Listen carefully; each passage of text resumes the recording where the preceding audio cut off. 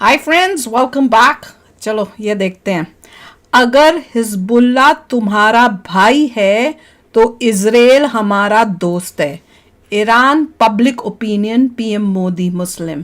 तो वही लग रहा है कि कई इंडिया में जो हैं मुस्लिम्स ब्रेन वॉश्ड, दिमाग खराब, वो जो है उनको हिजबुल्लाह जो है अपना भाई लग रहा है।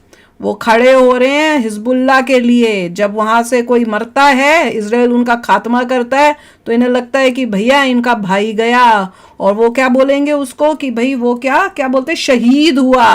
तो ये उनकी सोच है।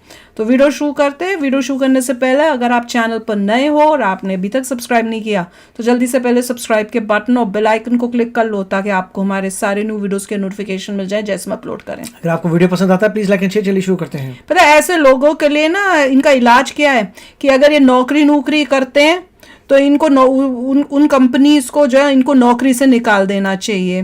कोई ना कोई एक्शन लेना चाहिए कि तुम जिस तरह की बात कर रहे हो उस टाइप की सोच जो है हमारे देश में एक्सेप्ट नहीं होगी, ये चलेगा नहीं। अब जैसे यूएसए में है, जब ऐसा कोई बात करता है उसकी हियरिंग होती है, जो हाई पोजीशंस में होते हैं उनकी हियरिंग होती है, वहां से उनसे पूछते हैं, और जब उनके अगर ठीक आंसर्स या सेटिस्फैक्ट्री आंसर्स नहीं होते तो उनको रिजाइन करना पड़ता है। कितनी यूनिवर्सिटीज के तो जो थे उनको रिजाइन करना पड़ा, उनको जॉबें गई हैं बिकॉज ऑफ जिस सोच से जिस जैसे वो सपोर्ट कर रहे थे या जो एक्शंस उन्होंने लिए हैं।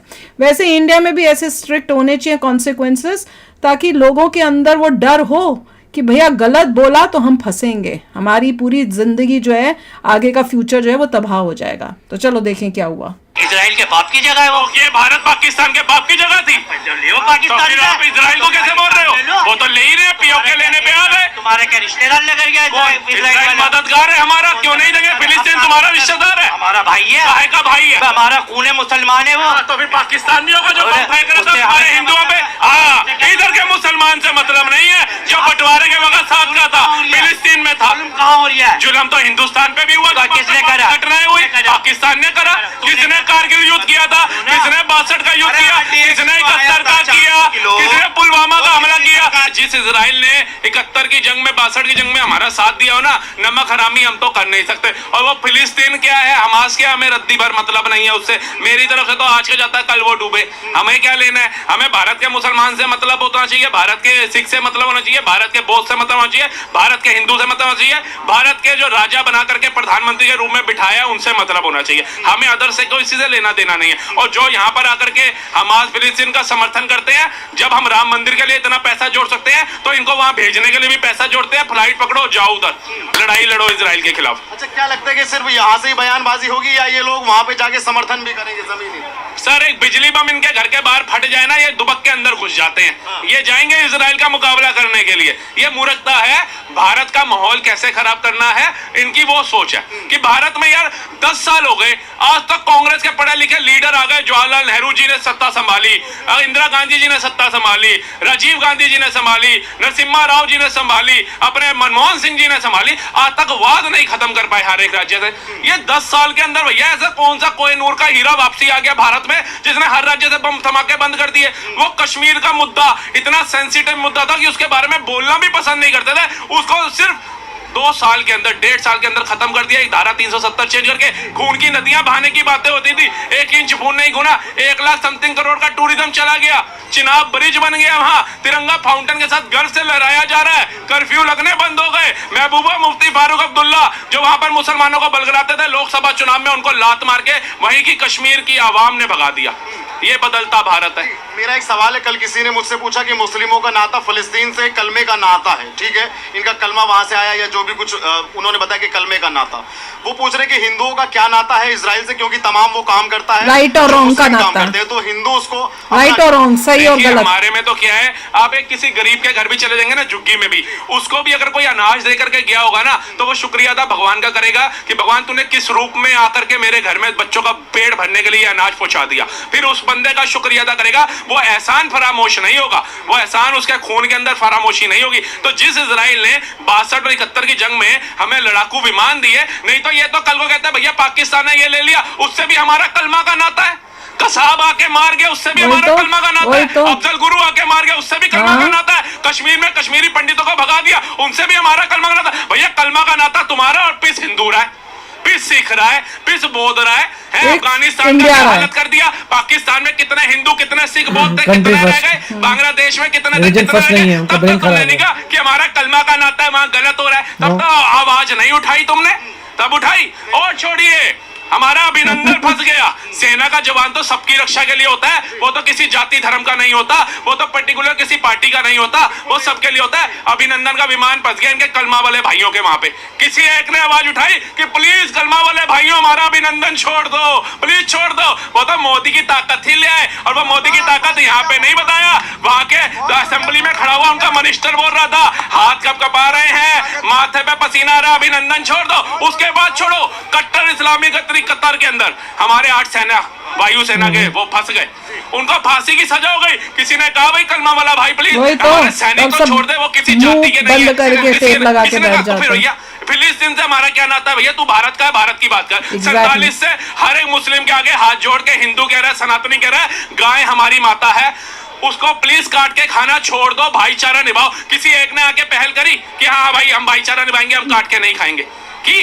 तो यहाँ भाईचारा तुम निभाओ ना। इजराइल गाय खाता है, इजराइल सब कुछ खाता है, अरे हमें इजराइल से क्या ले रहा? हमारा इजराइल से भाई इतना नाता है कि उसने हमारी मदद करी थी और आज भी करता के है। समय वो खड़ा था, तो आज संकट के समय हिंदुस्तान खड़ा है। हम उसके साथ है बस। अच्छा ये बताइए, आज इजराइल ने ये धमकी दी है ईरान को कि जैसा बेरूत में किया, जैसा गाजा पट्टी में किया, हमास में किया, वही हाल ईरान का कर देंगे। करेगा वो, उसका रक्षा मंत्री बोल चुका है कि नक्शे से गायब। हाँ, रक्षा मंत्री बोल चुका है कि अब ये नक्शे से गायब हो जाएगा। और हम तो कहते हैं होना चाहिए ना, आतंकवाद का खात्मा होना चाहिए। आतंकवाद किसका हितैषी होता है बताओ? आपको पता है ये भारत में ये क्यों चीजें उछलती हैं? आपने देखा है कोई भी मुद्दा होना चाहिए छोटा सा, मोदी के ऊपर उंगली उठाने का तोड़ से भीड़ आ जाती है। क्यों आती है? क्योंकि जो विपक्षी पार्टियां उन्हें समझ नहीं आ रहा कि हमारी कुर्सी नहीं मिलेगी जब तक हम इसकी बदनामी नहीं करेंगे, इसके खिलाफ झूठ का एजेंडा नहीं चलाएंगे। क्योंकि जब लादेन घुसा अमेरिका की बिल्डिंग में, ओबामा ने घर में घुस के मारा था, क्या उसके विपक्ष ने सबूत मांगे थे? उसका विरोध किया था? नहीं जनता ने विरोध किया था कि क्यों मार दिया भैया? नहीं किया। अब इजराइल मार रहा है, वहां का विपक्ष सबूत मांग रहा है, वहां की जनता बोल रही है। लेकिन भारत के अंदर जब सर्जिकल स्ट्राइक होती है तो यहाँ के नेता सबूत मांगते हैं, यहाँ की जनता सबूत मांगती है और सड़कों के ऊपर उतर के सेना पे सवाल खड़े जाते हैं। ये है मेरा मतलब इतना निंदनीय भारत, डूबता भारत, कि ऐसे मूर्खों की वजह से, जहां एक तरफ सर्वोच्च सम्मान हमारा प्रधानमंत्री लेकर के आ रहा है, लेकिन ये मूर्ख लोग क्या कर रहे हैं? भारत की इज्जत मान को कहां ले कर जा रहे हैं? कि हमारा शौर्य, हमारी सेना जो सर्दी के अंदर भी खड़ी है, सियाचिन के अंदर, जो तपतपाती गर्मी में राजस्थान के अंदर खड़ी है, उससे तुम सबूत मांग रहे हो? तुम्हारी औकात क्या है? तुम्हारी औकात 2 कौड़ी से ऊपर नहीं है। ये भारत की जनता जा करके बटन दबाती है तो तुम्हारे को एक सिंहासन पे बैठने का राइट मिलता है। एक निगम पार्षद बनो, चाहे सरपंच बनो, चाहे एमएलए बनो, चाहे सांसद बनो, तुम्हारी औकात हमारी सेना से बढ़ के नहीं है। जिस दिन ये तुम्हारे पीछे खड़ी सेना ने अपना असली दाग दिखा दिया ना, जिस दिन वो आ गई पाकिस्तान वाले रूप में या बांग्लादेश वाले, ये तो हमारी सेना के खून में ही नहीं है ये गद्दारी। क्योंकि हमारी सेना जब घर से निकलती है ना, अपनी माँ को एक बात बोल के जाती है, माँ या तो तिरंगा लहरा के आऊंगा या तिरंगे में लिपट के आऊंगा। ये शौर्य होता है हमारी सेना का। ये क्या समझेंगे?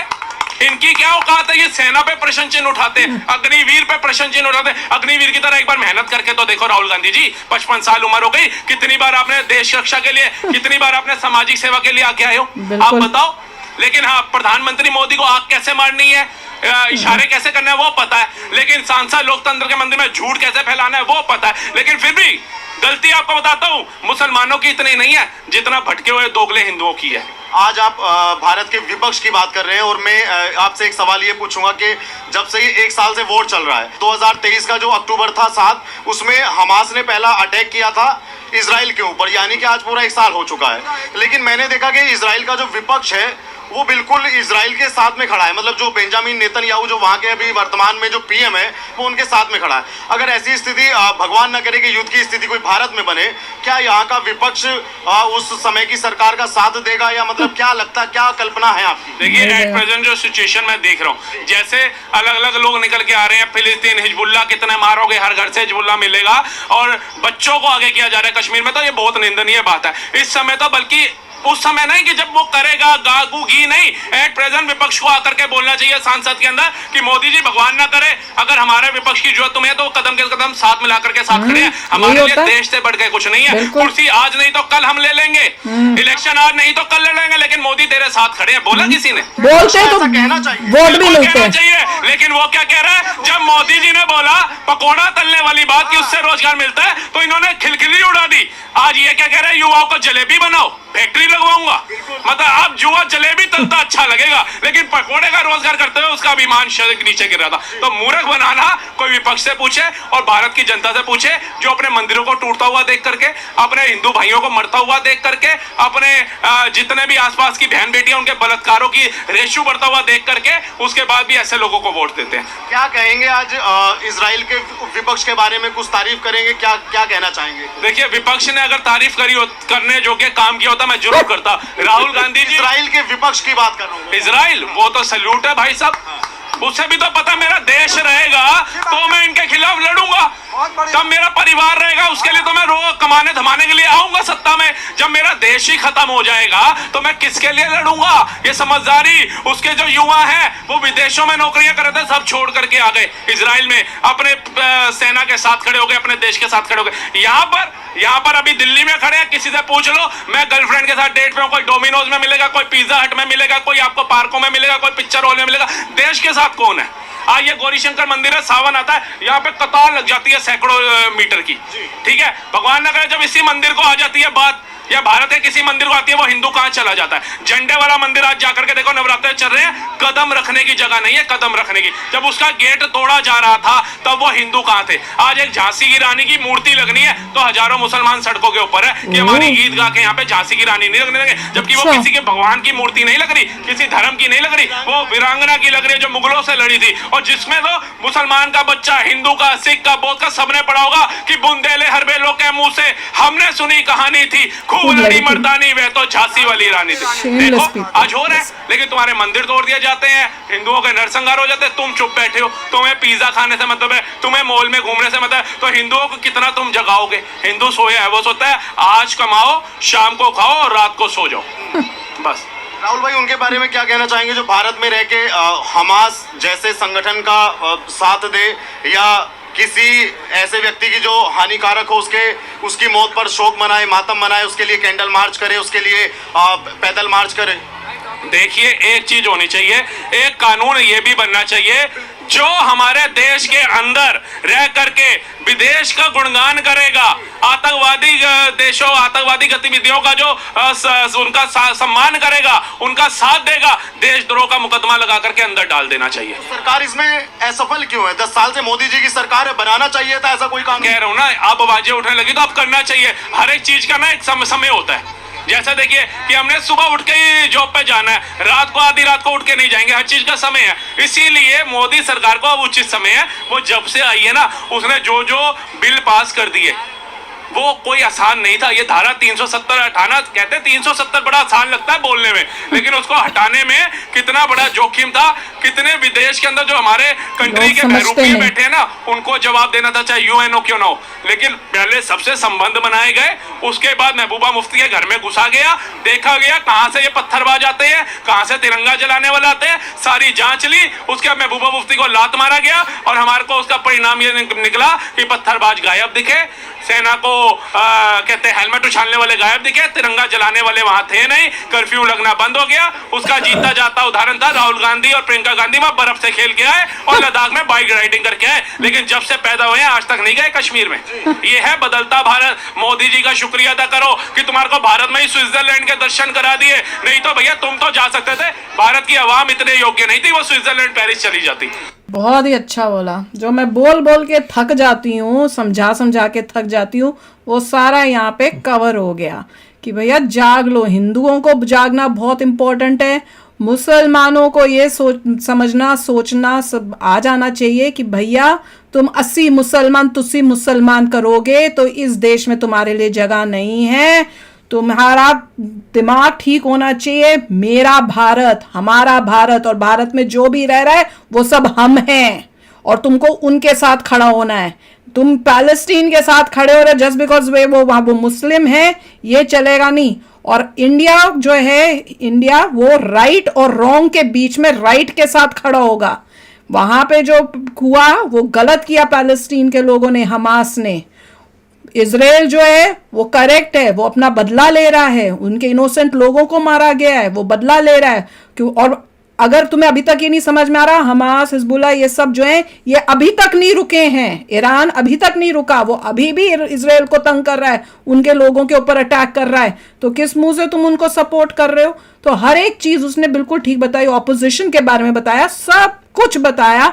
फिर भी जो लोग हैं अगर उनको समझ नहीं आती तो बहुत अच्छी बात है, भैया तुम्हें टिकट हम दे देंगे, तुम चले जाओ। एक ही पॉइंट पे सारी जितनी भी टॉक्स हैं एक ही पॉइंट पे आती हैं कि इंडिया में जो इंसान पैदा हुआ है ही शुड नो कि इंडिया फर्स्ट, और इंडिया के लिए क्या ठीक है वो सोच के करो। इट डजंट मैटर तुम्हारा रिलीजन क्या है, तुम्हें इंडिया फर्स्ट कि मैं इंडियन हूँ, उसके बाद रिलीजन आता है। अगर फलस्तीन में कोई प्रॉब्लम आती है वो बोलता है कि उसके देखभाल करूंगा, तो गलत है, क्योंकि तू वो इंडियन नहीं है, वो फलस्तीन है, इट्स नॉट इंडिया। तुम इंडियन हो, तुम इंडिया की हेल्प कर सकते हो। वो फिलिस्तीन का बंदा कुछ करता है, गाजा के लोग करते हैं, वो उनकी अलग कंट्री है, nothing to do with you, you are Indian, think about India. Exactly, that is the first thing.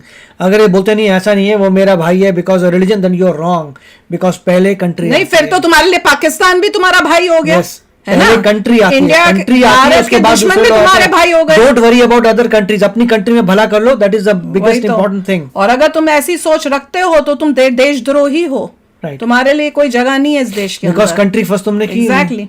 तो चलो आप भी शेयर करना अपने थॉट्स, चलते हैं, मिलेंगे नेक्स्ट वीडियो में बहुत ही जल्द। Till then take care and bye bye. तो अगर आप मेरे इस चैनल पे नए हो तो जल्दी से सब्सक्राइब के बटन को हिट करो और बेल आइकन को क्लिक करो, ताकि आपको मेरा जब नया वीडियो मैं लगाऊं आपको उसके बारे में जल्दी से पता चल जाए।